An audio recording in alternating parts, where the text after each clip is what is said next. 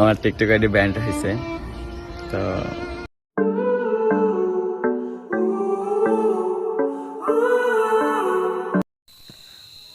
আসসালামু আলাইকুম গাইজ, আমরা ইতিমধ্যে জেনে গেছি যে অপু ভাইয়ের টিকটক আইডি ব্যান হয়ে গেছে। তো অপু ভাই তো আগের মতো খারাপ ভিডিও বানায় নাই। অপু ভাই তো ওর চুলগুলো আগের মতো রাখে নাই। অপু ভাই তো জেল কেটে এসে অনেক ভালো হয়ে গেছিল। তো অপু ভাইয়ের আইডি কেন টিকটক ব্যান করে দিল, আমরা এখন অপু ভাইয়ের মুখ থেকে তার কথাগুলো শুনবো। হ্যালো গাইস, আসসালামু আলাইকুম। আশা করি সবাই ভালো আছেন। তো আজকে আমি আপনাদেরকে একটা খুশি খবর দিতে আসছি।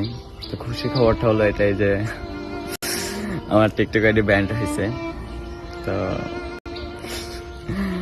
আমার একটাই দুঃখ হলো যে আমার টিকটক আইডি ব্যান্ড হলো কেন।